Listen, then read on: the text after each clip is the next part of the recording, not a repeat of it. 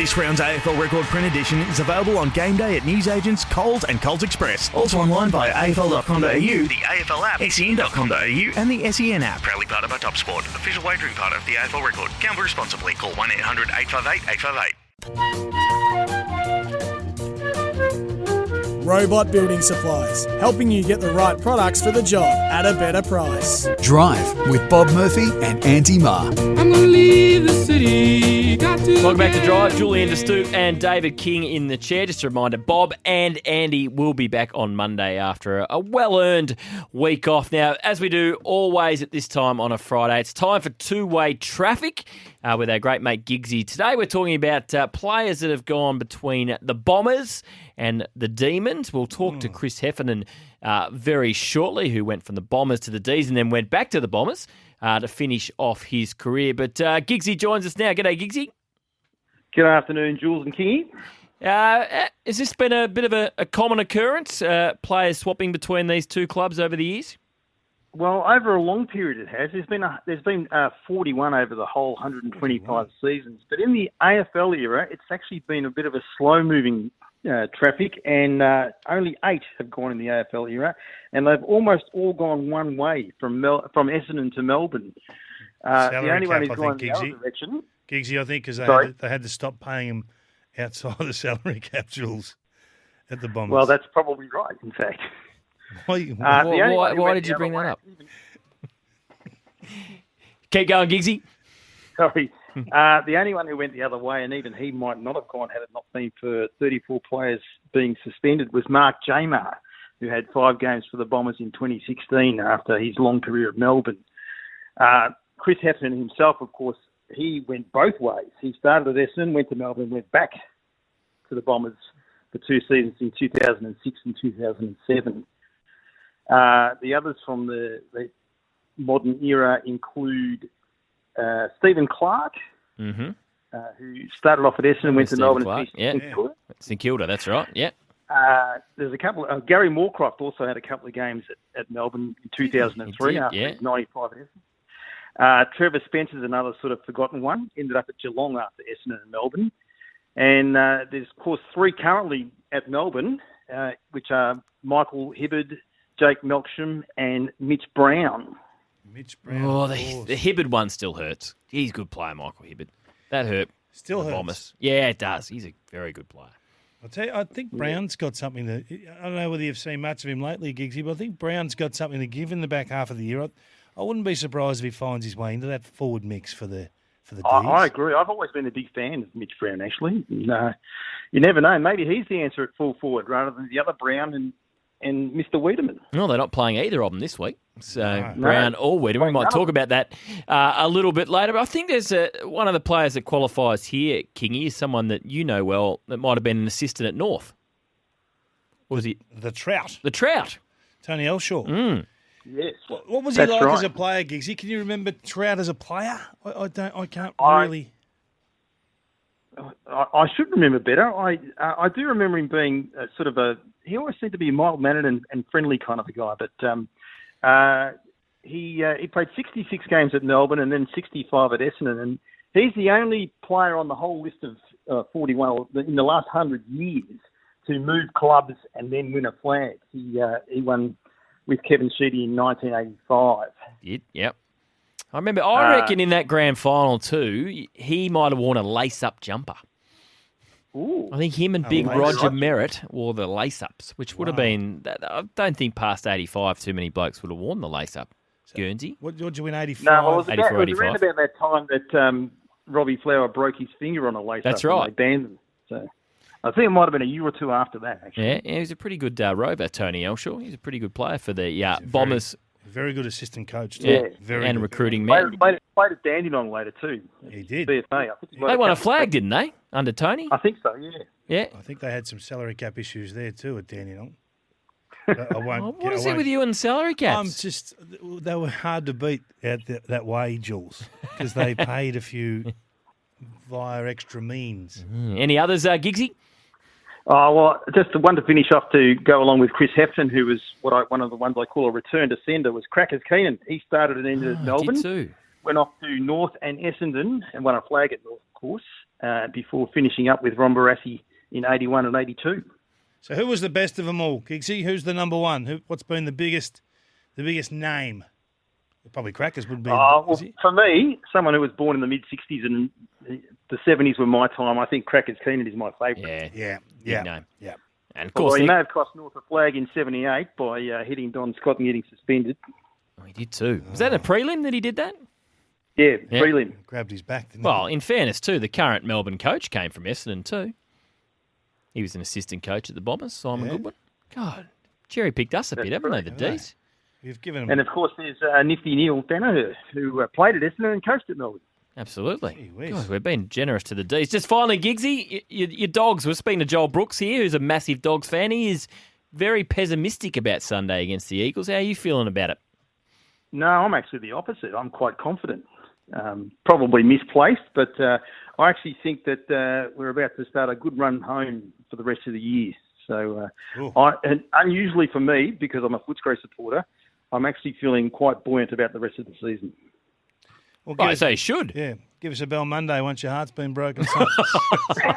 Will do, King. Don't listen to him, Giggsy. Thanks for your time, Giggsy. Have a great weekend, and we'll chat again next week. No worries. Thanks, boys.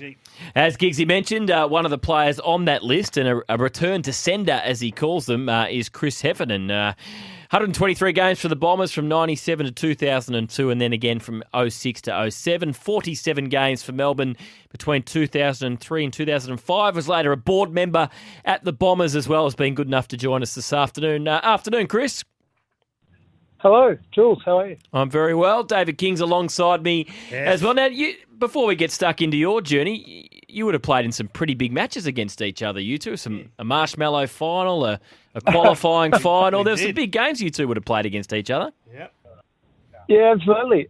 And then had some great rivalries, and then got the pleasure to play with Kingy in international rules, which was great. There was a lot of Bombers on that trip too, just quietly. Yeah, that was great.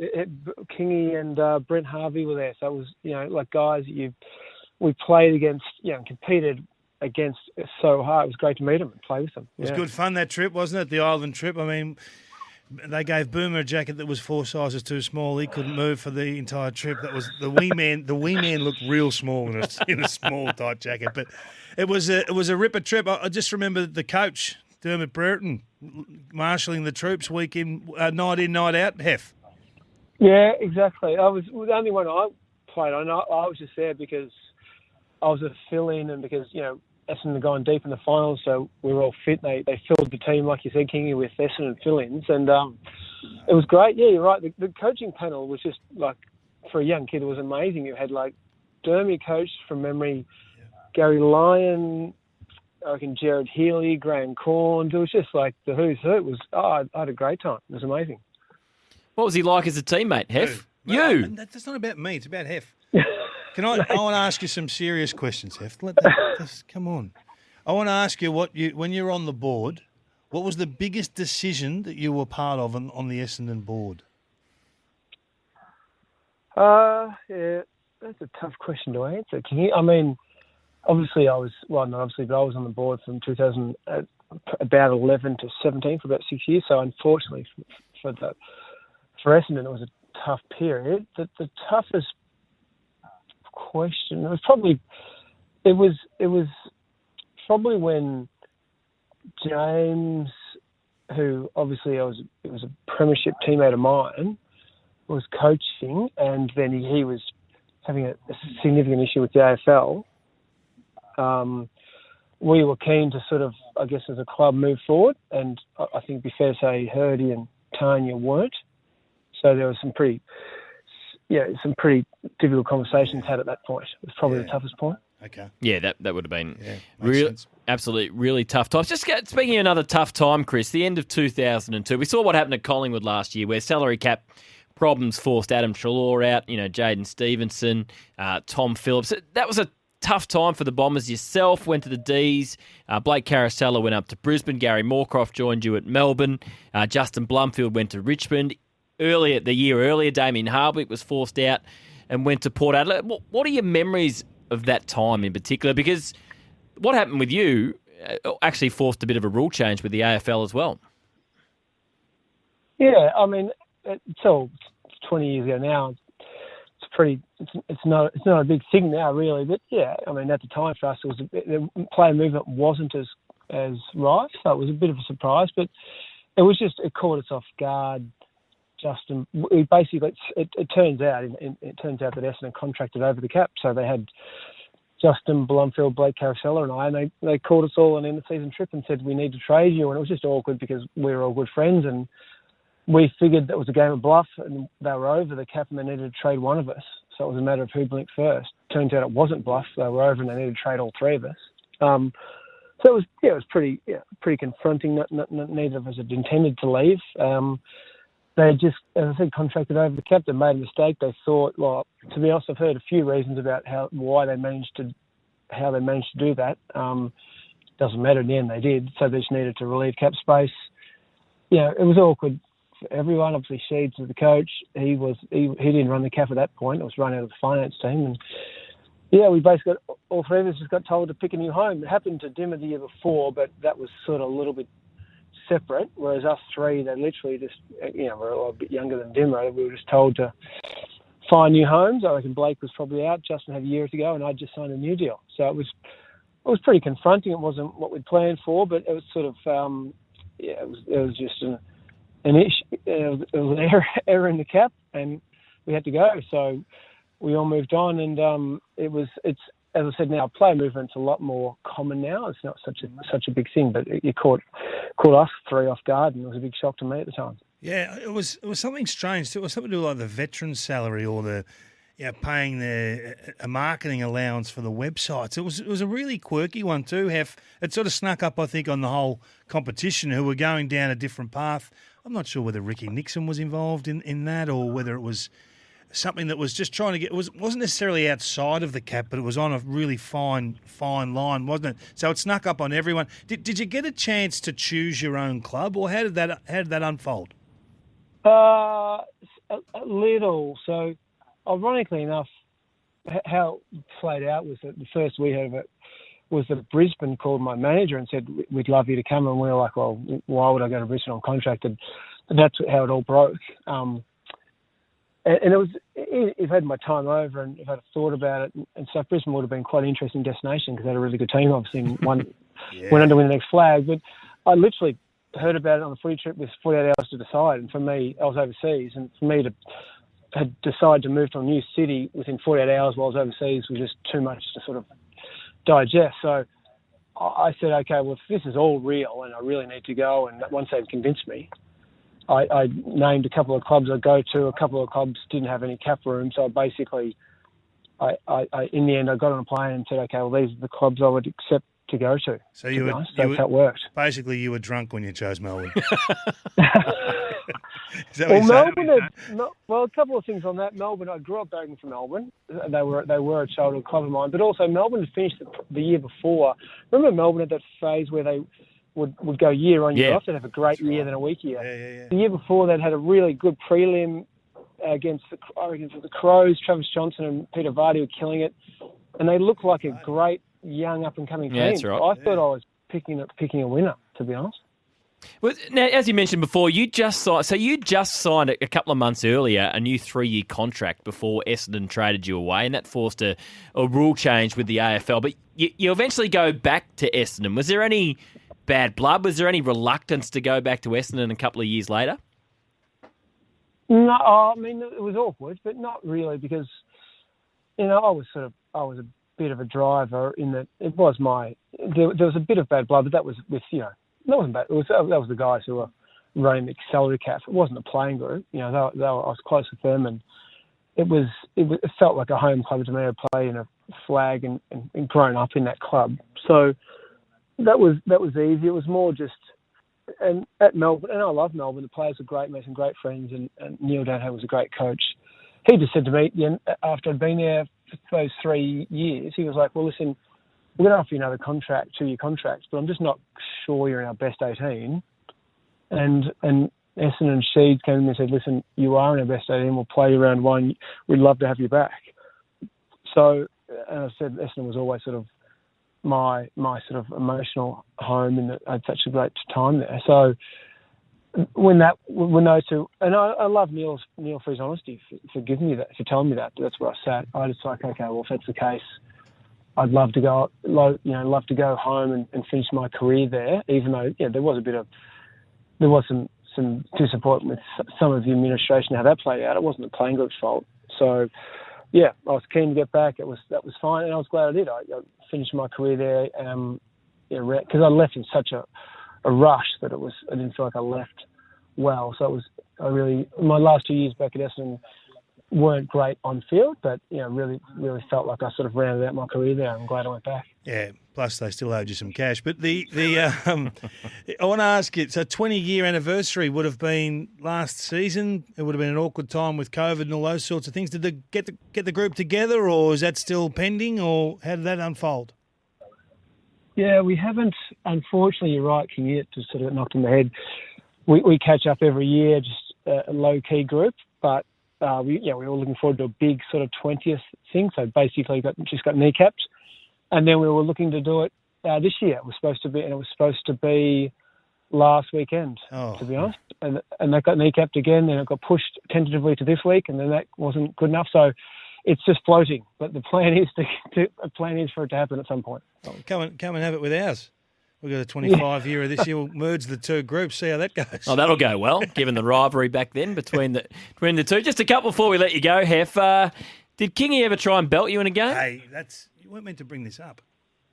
That's a long time ago, but he did give me one once, and I reckon, well, Kingy might remember better than me, but I think unlike the treatment I copped, I'm pretty sure I did the right thing by Kingy.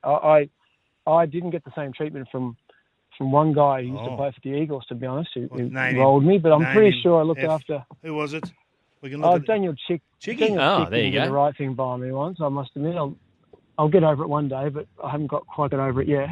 But I'm pretty sure Kingy might have given me a clip one day and I did the right thing by him. Hef got me off. It was a final too. So you should have gone. You know what Dennis is like with finals and players getting rubbed out. He got me off. I couldn't believe it. We all make mistakes. Yes, I think he's we a all good man. deserve second chances. Just a quick one here. I just saw your wiki page before, and it says Chris was affectionately known as the Big Heifer. The Big Heifer. Were you ever known as the Big Heifer?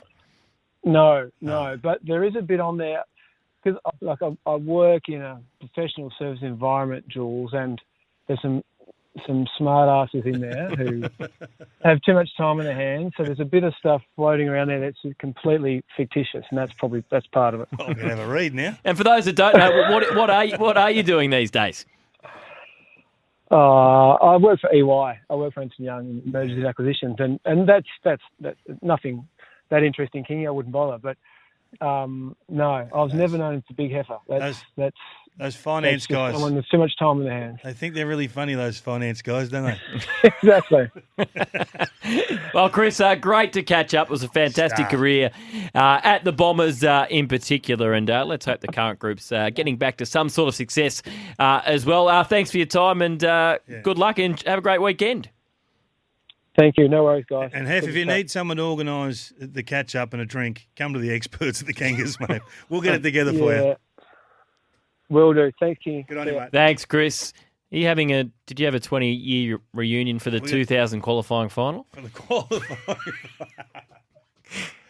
125 points. Do you have that? Do we have a break or something? You'd be the only one to turn up. Oh, Give boy. 7 out of 11. Stick with us here at Drive. Not too far away. A-League fans, particularly Melbourne City fans. We're going to talk to Clint Bolton in about 20 minutes' time. We've got 2 tickets to the A-League Grand Final to give away. So we'll take 3 callers when Clint's on the line. Best question to Clint will win a double pass to the A-League Grand Final on Sunday. So you were cheating in 2002, but not 2000, is that right? Of course not. Oh.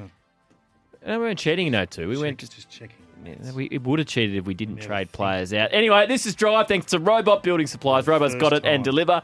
robotbuildingsupplies.com.au. 4 Pines Brewing Company, filled with real characters. It's beers that welcome everywhere.